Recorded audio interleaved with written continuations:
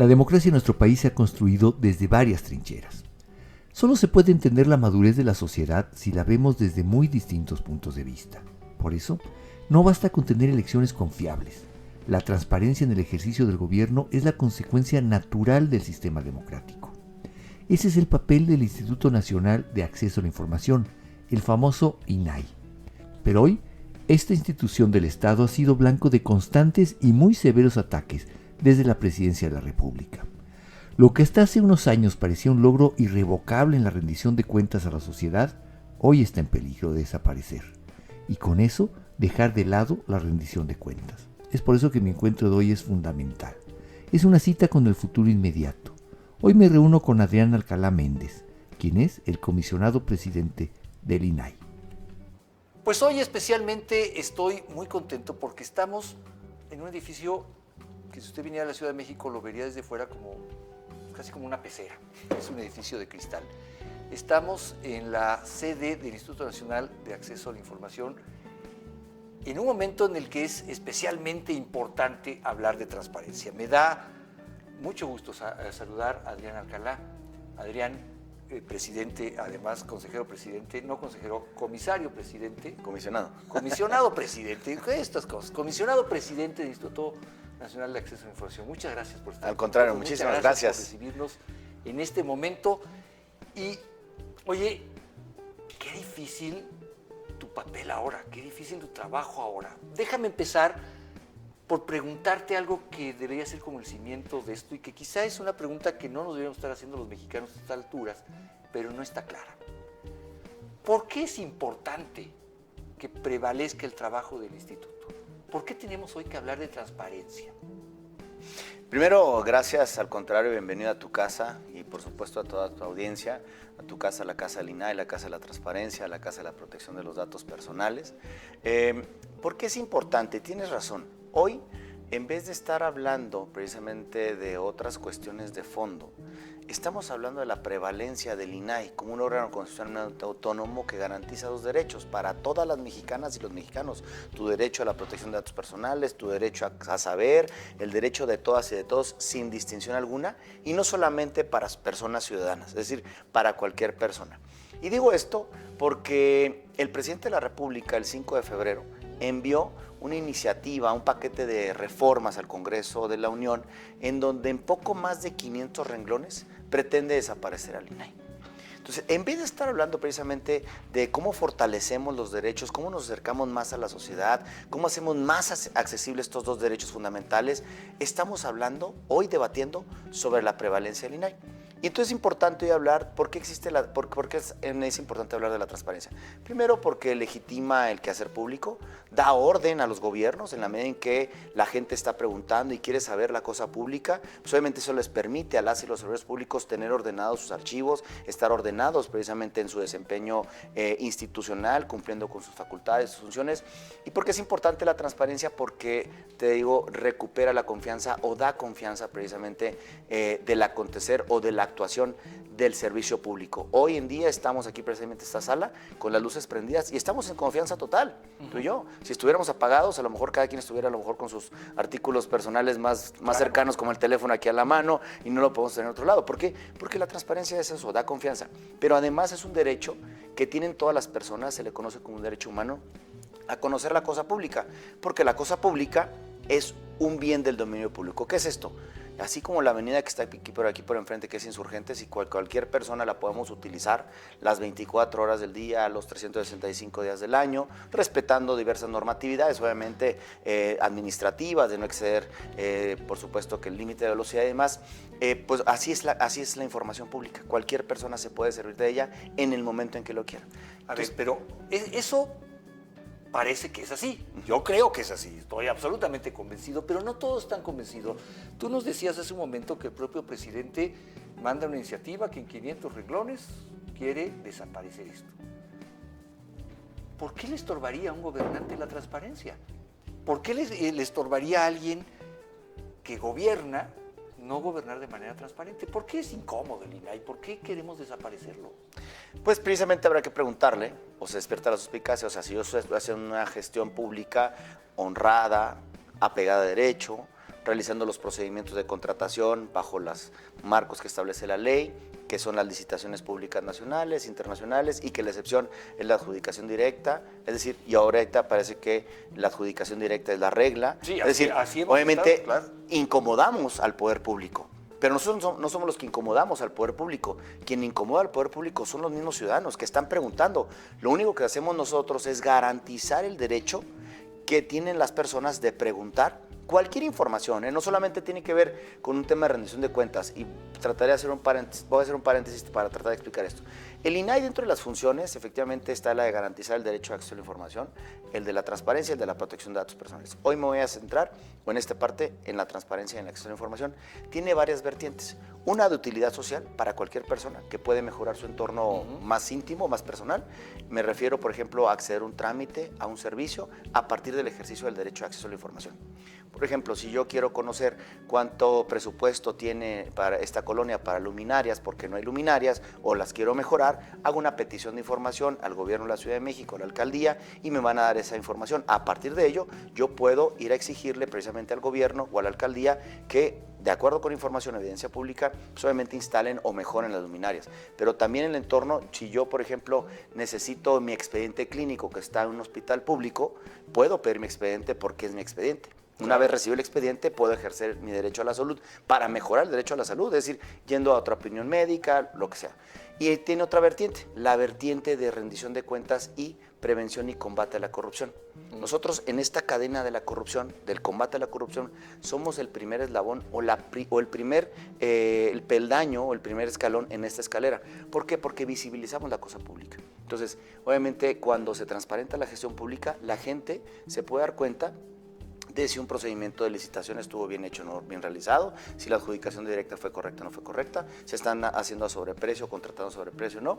Y así hemos develado en la historia del IFAI y INAI casos de corrupción, y lamentablemente en cada administración ha habido casos emblemáticos. Este instituto se estrenó con el Toalla Gate, recordarás, claro. Y posteriormente en la administración del presidente Felipe Calderón, diversos casos entre la Estela de Luz, la lamentable matanza que ocurrió en la guardería ABC, que tuvo actos de corrupción porque se entregaron, conocimos todos los mexicanos que se otorgaron unos permisos cuando no contaban con las instalaciones correctas. Eso también es corrupción. Durante la administración del presidente Peña Nieto, Odebrecht, Casablanca, El Paso Express aquí en Morelos, y hoy en día Segalmex, la estafa maestra, también la administración del presidente Peña Nieto, y actualmente, pues obviamente Segalmex, que es uno de los desvíos de recursos más importantes o más grandes. Pero a ver, déjame ir entendiendo un poco entonces, desde aquí, desde el instituto, la lógica del gobierno, de los que no están totalmente de acuerdo con esto.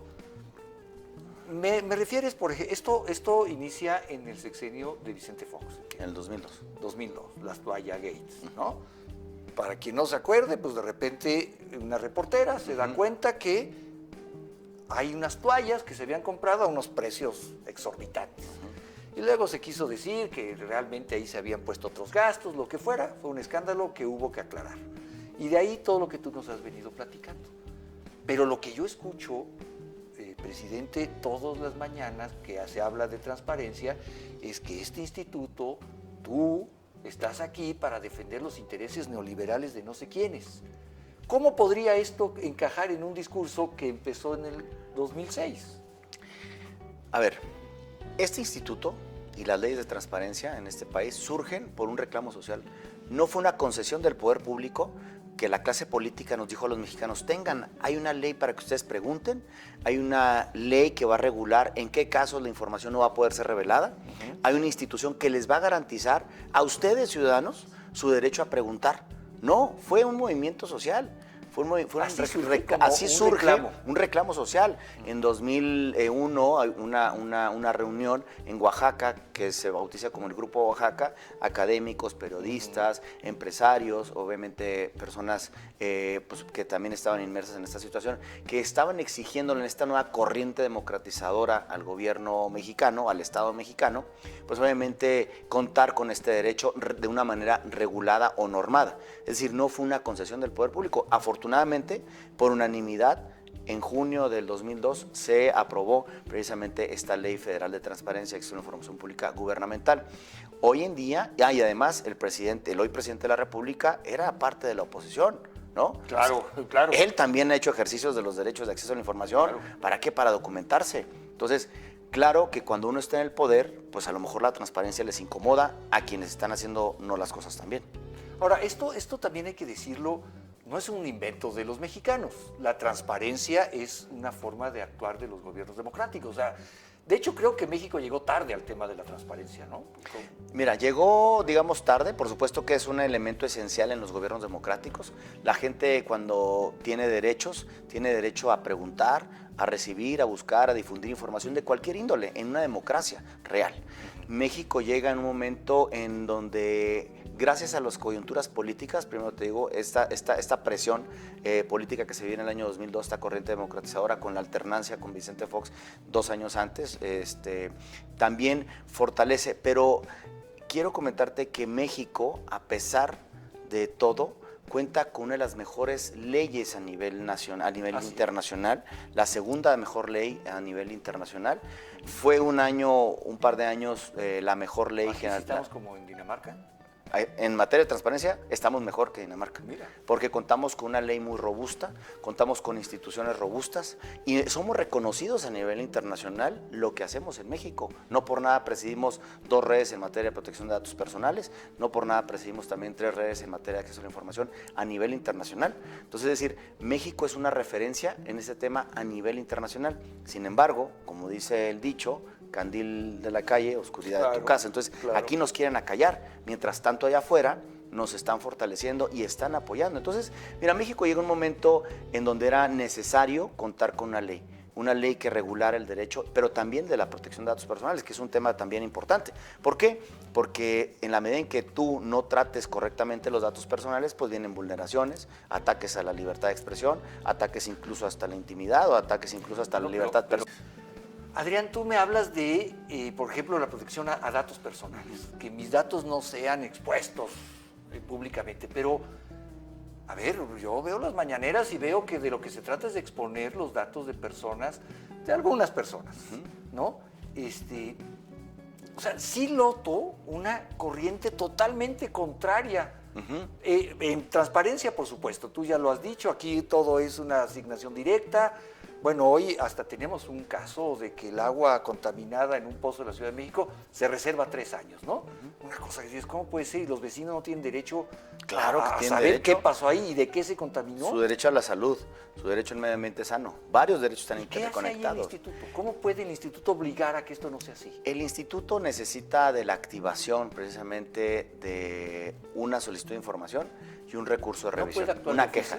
No podemos actuar. En esa vertiente de acceso a la información no podemos actuar de oficio. En datos personales, ahorita si quieres te lo explico, sí tenemos la facultad de actuar precisamente de oficio. ¿Qué es lo que está sucediendo? Pues obviamente está sucediendo lo contrario al discurso. Hemos conocido cuánto cuesta Tren Maya, cuánto ha costado Dos Bocas, es decir, que hay un sobreprecio precisamente a lo pactado. Sin la transparencia no se pudiera conocer eso. Dice el propio presidente de la República que hoy hay más corrupción. Claro, no es que haya más corrupción, claro que hay más corrupción, pero te quiero decir algo, quiero ser muy claro en esta situación. Se visibiliza la corrupción. Claro. Antes, en los 70 años del gobierno de hegemonía priista, pues se conocía lo que el gobierno nos quería decir y nos informaban lo que una persona en la noche nos quería informar a todo México, ¿no? Claro. Y muy pocas opiniones había, pues yo vengo de Baja California, muy pocas opiniones con libertad total había. Entonces, hoy cualquier persona puede conocer la cosa pública. Pues, obviamente eso ciertamente incomoda a quienes quizá a lo mejor están haciendo malas cosas. Contrario al discurso del titular del Ejecutivo Federal, él habla de que hay transparencia total, porque tenemos hoy en día, en este primer trimestre del año, más de 7,000 quejas aquí en el instituto, que estamos resolviendo semana tras semana. Y en muchas de las ocasiones, la mayoría son inexistencias de información. ¿Qué significa eso? Que si el presidente o algún funcionario de una declaración tiene que tener respaldo documental. Claro. Cuando le piden la información, ¿a qué cree? Particular, no tengo la información. Ah, caray, ¿cómo? Entonces, ¿cómo se dio? No, te reservo la información. ¿Sabes qué? En este momento, lo que pasa ahorita con los resultados del agua potable en la alcaldía Benito Juárez, ¿sí? ¿Sabes qué? No la tengo. o más bien es reservada porque puede comprometer el procedimiento. Y entonces, ¿dónde se anteponen los derechos a la salud, el derecho al que tienen las personas a un medio ambiente sano? Entonces, y cuando todo es seguridad nacional, porque ahora todo es de seguridad nacional. Muchas de las cuestiones han invocado de seguridad nacional. Nosotros lo que hacemos, y allá voy a tratar de contestar la pregunta que decías ahorita con la alcaldía Benito Juárez y este tema para los habitantes de la Ciudad de México, que ya nos da temor, ¿no? O sea, vivas o no vivas en la alcaldía Benito Juárez, o sea, si eso pasó, puede pasar en cualquier parte, ¿no? Así es, claro. Entonces, ¿qué es lo que hacemos nosotros? Las personas hacen una petición de información.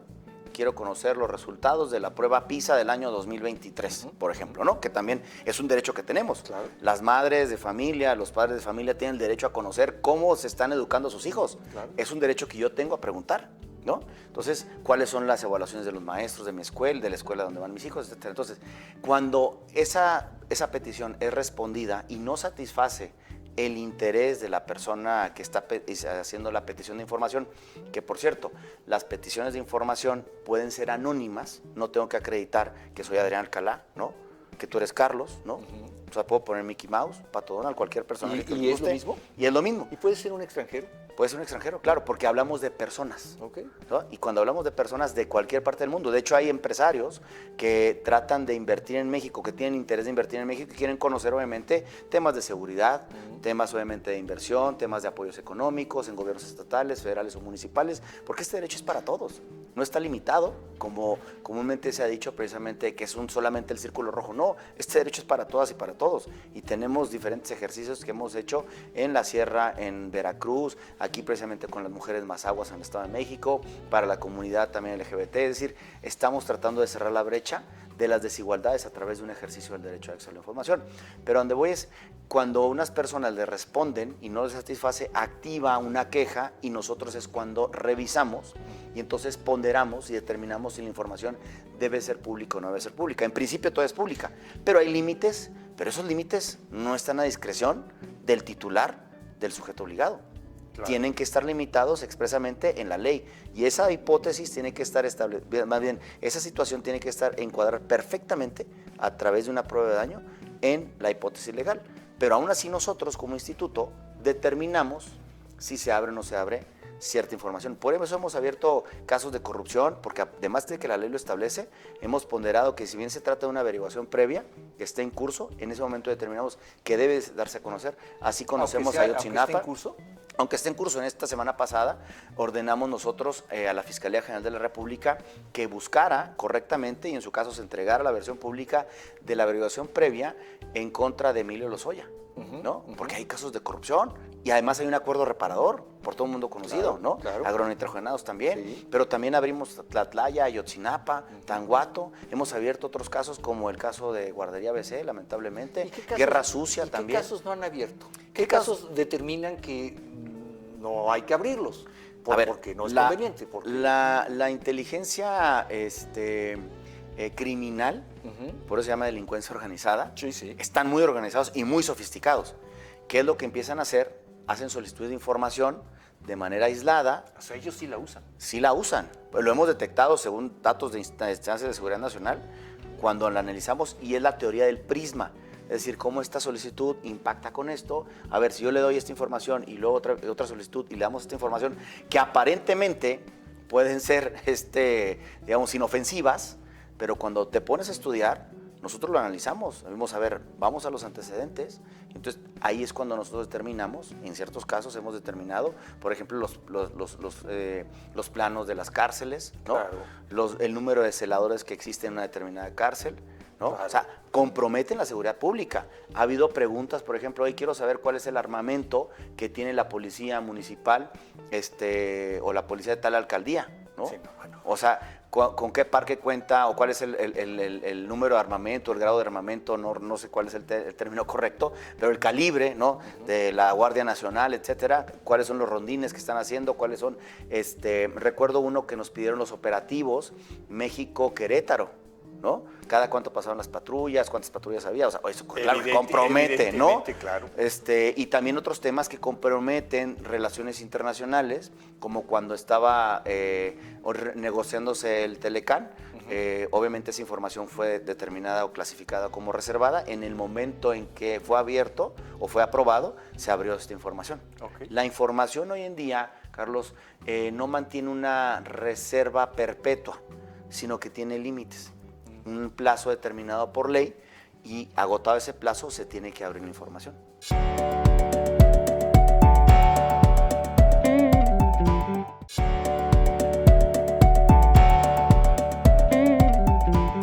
Y además es importante, lo que alguna persona acceda es público para todos. Claro, sí, es público para todos. Gracias por la pregunta. ¿Por qué? Porque todas las personas lo pueden consultar en la Plataforma Nacional de Transparencia, la respuesta que se dé una petición de información. Okay. ¿No? Porque partimos de la idea de que es público, claro. Viendo al ejemplo de la avenida aquí Insurgentes, que todo el mundo lo puede Por utilizar. eso estamos en un edificio como de cristal. Ese mensaje mandamos. Los fundadores de este edificio, ese mensaje quisieron mandar. A ver, pero entonces, hablemos, Adrián, vamos a dar unos pasos atrás. Hay una verdadera intención desde el Ejecutivo Federal, desde el Palacio Nacional, de acabar con el instituto. Evidente. Ahí está la iniciativa en discusión en Cámara de Diputados. Bueno, ¿y cómo se ha vivido esto aquí? ¿Cómo lo has vivido tú aquí? Porque les han quitado presupuesto, les han prorrateado, o les han retrasado nombramientos. La hondanada es feroz. Ha ¿Cómo sido se vive aquí? muy feroz. Sin embargo, 2024 y la mitad del 23 han sido los momentos más críticos en el INAI-IFAI. Claro, cada pleno ha tenido sus particularidades, pero hoy sí tenemos una amenaza real. ¿Cuál es la amenaza real? La iniciativa que no se dictaminó en Cámara de Diputados. Entonces, los retrasos en los nombramientos de 3 personas comisionadas, si te fijas, hay 4 lugares nada más, Sí. pero la Constitución establece que tienen que ser 7, ¿no? También los ataques, precisamente eso, por supuesto que atenta contra la autonomía, contra la independencia de la institución. ¿Por qué? Porque hay un claro señalamiento en el sentido de que incomodamos o que no les gusta Claro. que exista la transparencia o que exista una protección de datos personales, y entonces así yo puedo, desde el poder, empezar a filtrar datos, mis datos donde yo vivo, que es un dato personal, o sea, a pesar de que yo soy una persona pública, con expectativa pública, y que cierta información mía, obviamente, cede mi privacidad ante el interés público, pero mi domicilio particular es clasificado, Bueno, pero lo hemos es visto, confidencial. lo hemos visto. Entonces, eso atenta contra tu libertad de expresión, Claro, contra tu libertad, contra tu seguridad. Entonces, ese hecho de no haber designado comisionados, a pesar de que lo establece la Constitución, es decir, no es una cuestión optativa, el Senado podrá nombrar, no, el Senado tiene que nombrar, ¿no? Nosotros avisamos en tiempo, en términos de lo que establece la ley, 60 días antes, en enero del año 2022, que 2 personas comisionadas iban a concluir su mandato el 31 de marzo del año 2022. Se inicia un procedimiento, y entre comillas, porque un procedimiento que no culminó. Claro. Un procedimiento que no culminó. ¿Por qué no culminó?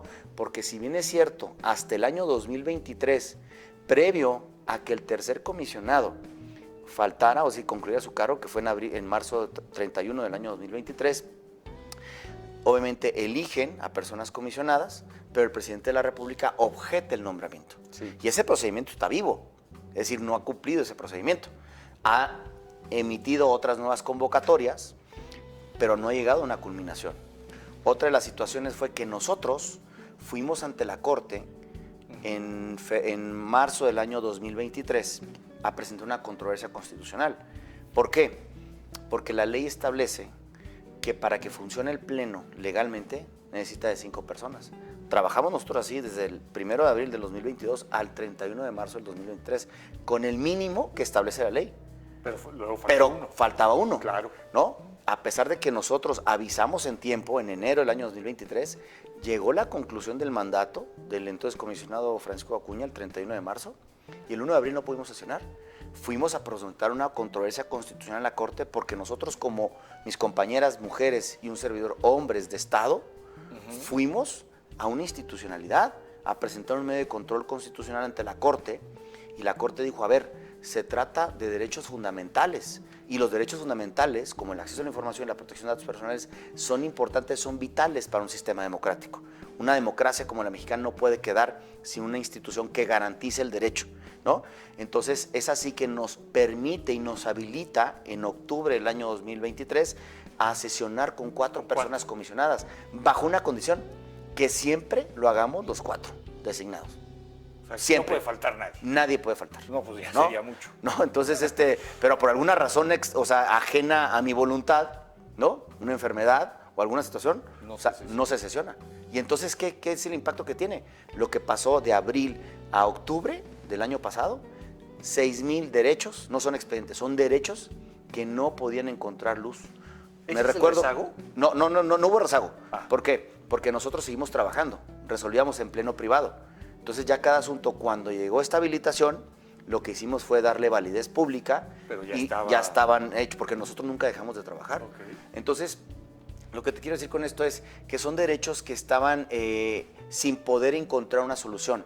La gente acude ante nosotros en ejercicio de los derechos de acceso, de protección de datos personales, por alguna situación. Recuerdo a una mujer que nos dijo, una señora que nos dijo, soy una persona que formo parte del programa, uno de los emblemáticos del presidente de la República, de los adultos mayores. Sí. Dijo, oye, era una solicitud que nos habrá llegado el recurso de revisión en febrero, nos habrá llegado como en marzo. Dijo, oiga, desde el primer bimestre de este año no recibo mi pensión, quiero saber por qué, me falta un requisito o algo. ¿Por qué? Porque fue ante el Banco del Bienestar y no le dijeron, acude ante nosotros para que le garanticemos. Imagínate, esa señora, yo no sé si realmente vive o no vive con ese monto de la pensión. Para muchos adultos mayores, claro que viven, ¿no? Pero imagínate, desde enero, desde el primer bimestre hasta octubre, que no encontraron una solución. ¿Y la encontró? La encontró porque nosotros ordenamos que se revocaran información y que le dieran respuesta a la señora. Ahora, ella, en este caso, Adrián, lo que tú nos dices es, esta mujer encontró una respuesta, encontró el porqué. Ustedes se lo dieron. Nosotros ordenamos que se lo dieran.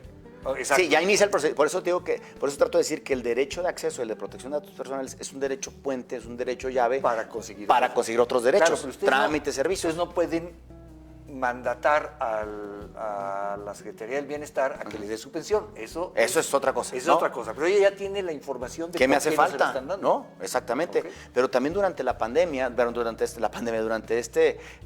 pues sí, pandemia, porque nos inhabilitó esta pandemia política, jurídica. Que ahí sigue todavía. Una persona dijo, oye, necesito saber, tú IMSS, que me entregues el documento con el cual se están haciendo pasar que yo estoy muerto. Porque hay una persona que está cobrando la pensión por viudez y yo aquí estoy vivo. Entonces dime quién es la persona para yo iniciar otro procedimiento. Claro. ¿No? Entonces resolvemos casos, por eso te decía hace unos momentos, a lo mejor no lo expliqué mucho, pero con estos casos creo que se explica mejor. Son casos cotidianos que benefician a la persona. Claro, ¿no? Una mujer de Yucatán que nos dijo, oye, yo soy adulta mayor, no tengo recursos económicos, tengo cáncer terminal. Instituto Mexicano de Seguro Social, Delegación Yucatán, entrégame mi expediente clínico, pero exéntame del pago de las copias certificadas, porque no tengo dinero. ¿Qué fue lo que hizo la delegación? Tienes que pagarme. Sí, claro. Viene ante nosotros y le ordenamos, ponderamos todo eso, y dijimos, oigan, entréguele, si queremos cerrar las brechas de desigualdad que existen, ¿no? Y juzgando con perspectiva de género, entréguele usted las copias gratuitas, ¿no? Ahí sí puedes mandatar. Ahí sí lo mandato, ¿no? Pero es necesariamente esa petición de una persona que activa su queja porque no está conforme con la respuesta. Claro. ¿No? Imagínate si la persona esta se hubiera, o más bien, si no existiera este instituto autónomo, imparcial, ¿no? ¿Qué existiría la señora? Pues nada, no tendría acceso. Si no puede acceder a su expediente, ¿no? Que entiendo más o menos el costo era aproximadamente de 7,000 pesos. ¿Cuánto le hubiera costado a un abogado para ir a un juicio de amparo? Sí. El tiempo que tarda. Claro. Además, nosotros resolvemos prácticamente en 2 meses, a partir de que nos llegan las peticiones, ¿no? O sea que aquí lo importante es, no todo lo que hace este instituto, pero es parte, pues, tiene que ver con un trabajo que periodísticamente resulta en un escándalo. Eso es una faceta y los periodistas trabajamos a través de la plataforma y trabajamos con ustedes. Es parte de la democracia que los medios tengan ese acceso, pero es muy importante lo que tú nos dices, Adrián. No todos son estos escándalos políticos de cuánto costó el balastro en el Tren Maya. Es importante saberlo y es importante que los medios lo difundan, pero es importante que esta señora en Yucatán haya tenido acceso a su expediente o que esta otra persona haya sabido por qué estaba pasando con su pensión del bienestar. O quién le suplantó. O ¿no? quién suplantó. Y está cobrando su pensión. Imagínate. No, o sea, es decir son casos reales y en donde ahí está la utilidad social del instituto. Por eso al principio traté de explicar, hoy tendremos que estar discutiendo cómo somos más eficaces, más eficientes para que nos conozca la gente y no estar discutiendo sobre la prevalencia del INAI. Sobrevivir. ¿No?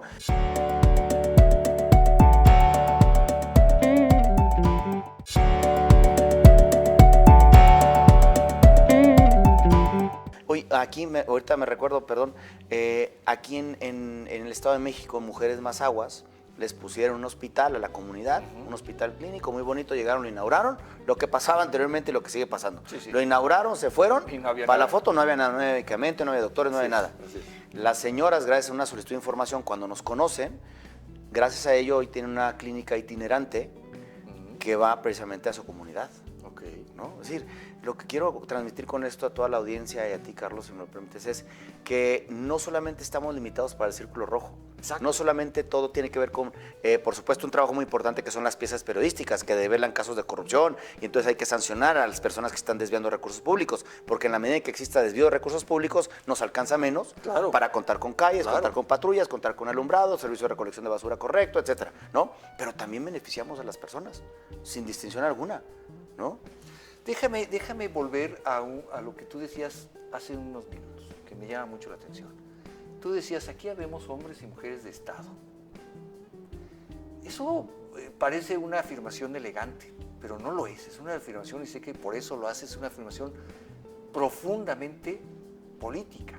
Es decir, no son personas en la política, no están en un partido político, no están buscando... Son gente de Estado. ¿Por qué quiero hablar de esto? De esta visión que me transmitías hace un momento, Adrián, cuando hablabas del pleno y decías, aquí vemos mujeres y hombres de Estado que dijimos, pues vamos a trabajarle. Porque esta es una institución del Estado mexicano, no del gobierno, no de la política, sino del Estado mexicano. ¿Va a prevalecer? O sea, hoy claramente estamos en la parte final del gobierno de Andrés Manuel López Obrador. Estamos a semanas de que sea la elección y de que cambie. El rumbo que tomará, eso lo sabremos en la elección, pero yo quisiera conocer tu visión. Es decir, esta es una institución del Estado mexicano que va a prevalecer. ¿Ganamos ya esta batalla o todavía no? ¿Cómo ves el futuro del instituto? Yo veo al instituto que va a prevalecer. Por supuesto, hay muchas cuestiones que podemos corregir, que debemos corregir para mejorar el servicio público. ¿Por qué? Porque entonces nos convertimos en instituciones de la cual la sociedad está cansada. Instituciones burocráticas, tenemos que ir modernizándonos. El propio Instituto Nacional, ya como nacional, cuenta con 10 años de haber sido fundado a partir de la reforma constitucional del año 2014 y posteriormente con la Ley General de Transparencia. Pero hay que modernizarnos, hay que actualizarnos, hay que ser más eficientes, más eficaces para brindar un mejor servicio a la sociedad. Pero que va a prevalecer, va a prevalecer. Déjame aquí hacerte la pregunta que tengo que hacerte, que es la que se plantea siempre en Palacio Nacional. Cuestan un montón de dinero y son una bola de fifís. ¿Cuesta mucho dinero? Esto ya, la segunda parte ya me la aclaraste, esto es para la sociedad, esto no es para el Círculo Rojo, esto no es para la nota periodística, pero la otra parte hay que también abordarla. Cada vez oigo yo, desde Palacio Nacional, cuestan miles de millones de pesos. Yo estoy absolutamente convencido que más cuesta no tenerlo, pero necesito plantearte lo que desde allá se señala. Cuesta más la corrupción. Por supuesto. 1.097 millones de pesos el presupuesto del Instituto Nacional de Transparencia. 1.097 millones de pesos. 8 pesos aproximadamente por cada persona, por cada mexicano al año.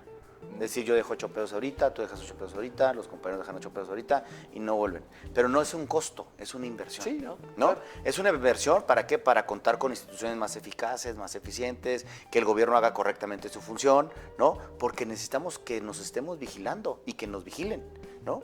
Y entonces también la otra vertiente de la protección de los datos personales. O sea, no es un costo, es una inversión para las y los mexicanos y que estemos precisamente en un equilibrio y que cada quien esté haciendo sus cuestiones y entonces evitar las concentraciones de poder o si hay alguna anomalía que se detecte y que también se castigue, pero eso lo harán otras instancias, Claro. ¿no? Entonces, nosotros costamos, es decir, el desvío ahorita de recursos desde Segalmex son 16 años de vida del Instituto Nacional de Transparencia, ¿no? Ahí te encargo.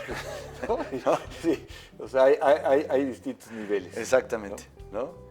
Y decirte, ya para ir terminando, Adriana, y te agradezco mucho estos minutos, pero hay una parte que no hemos abordado suficientemente, la parte de protección de datos personales. Pues yo veo que se exhiben datos personales de periodistas como Carlos Loret, de María Amparo Casals, ¿no? Que hasta las calificaciones de sus hijos yo sé ahora cuánto sacaron, como si eso a mí me importara. Yo creo que a nadie le importa, pero hay quien sí le importa y lo da a conocer. Yo no sé, esta parte de protección de datos personales se me hace importantísima. Luego escucho yo notas de que el padrón electoral se vende. A ver, ahí hay una enorme vulnerabilidad para todos nosotros. ¿Cómo el instituto puede actuar también en ese tema? Totalmente, Carlos, y es preocupante que las autoridades del máximo nivel de este país no le den importancia a deberes y principios o lo que dice el propio presidente de la República, que nos sujetemos a la ley. El presidente de la República tiene una máxima: nadie por encima de la ley, nada al margen de la ley. Yo lo comparto, totalmente. Bueno, yo oí otra. Oí con que no me vengan con que no vengo con la ley, pero también lo sale. Eso no lo comparto, ¿no? ¿Por qué? Porque como te dije hace un momento, somos mujeres, son 3 mujeres y un servidor de Estado, que en su momento fuimos a protestar, guardar y hacer guardar la Constitución, como nuestra máxima norma. Entonces, en ese sentido, también comparto con el presidente que nadie al margen de la ley, nada por encima de la ley. Correcto. Entonces, en ese sentido es preocupante que no estén atendiendo este tema que tiene que ver con la protección de los datos personales, porque hay un derecho que tienes tú, que tiene cualquier persona, de la autodeterminación. Claro. Es decir, ¿a quién yo le doy mi dato personal? ¿Sí? ¿A quién le doy mi dato personal más íntimo? ¿No? Mi nombre te lo doy, perfecto, ¿no? Mi teléfono te lo puedo dar, mi correo electrónico te lo puedo dar, pero a lo mejor no te quiero dar dónde vivo yo, por la confianza, Sí, ¿no? tu cuenta bancaria. Mi cuenta bancaria, ¿no? Claro. Mi tipo de sangre, ¿no? Claro. Etcétera. Si yo quiero, te lo doy, si no quiero, no te lo doy. Entonces, ¿por qué terceras personas, que son los responsables, serían en términos de ley, abren la información y la divulgan? Eso puede comprometer, como puede comprometer el caso de los periodistas que acuden a las conferencias matutinas en donde se veló datos personales, sus identificaciones, sus fotografías.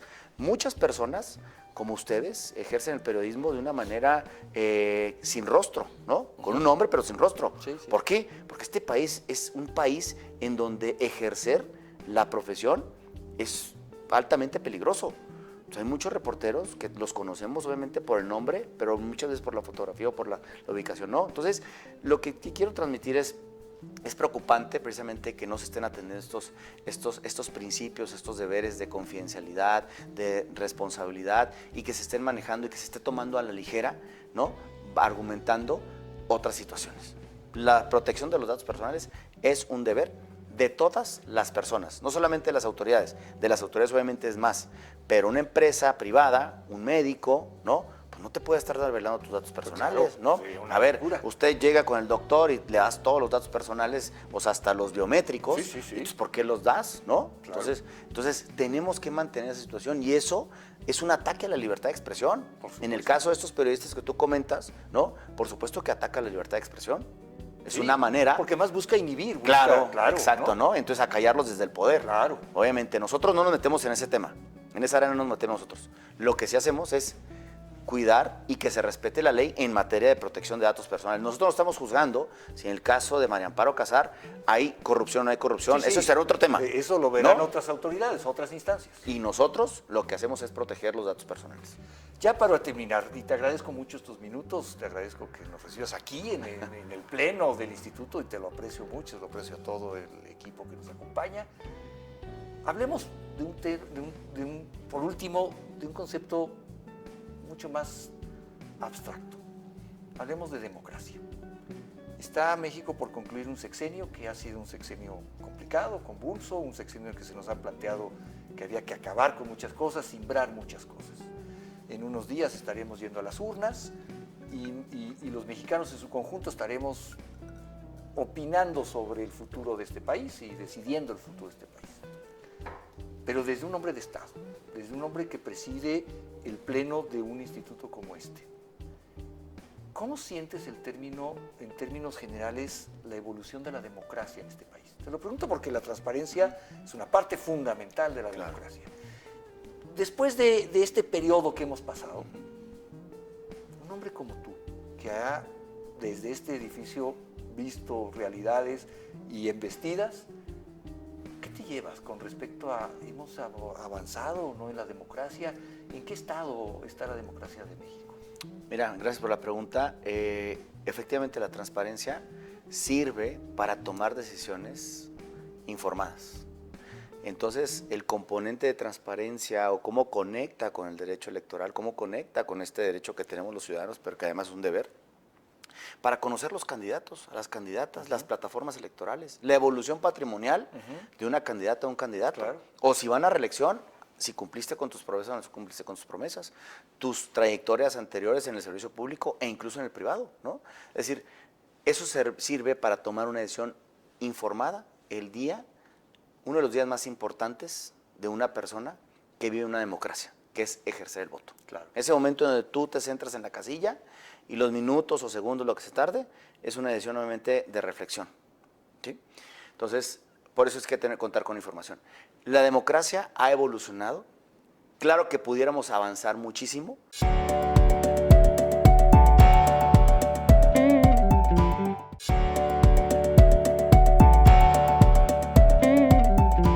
Porque como te dije hace un momento, somos mujeres, son 3 mujeres y un servidor de Estado, que en su momento fuimos a guardar, a protestar, guardar y hacer guardar la Constitución, como nuestra máxima norma. Entonces, en ese sentido, también comparto con el presidente que nadie al margen de la ley, nada por encima de la ley. Correcto. Entonces, en ese sentido es preocupante que no estén atendiendo este tema que tiene que ver con la protección de los datos personales, porque hay un derecho que tienes tú, que tiene cualquier persona, de la autodeterminación.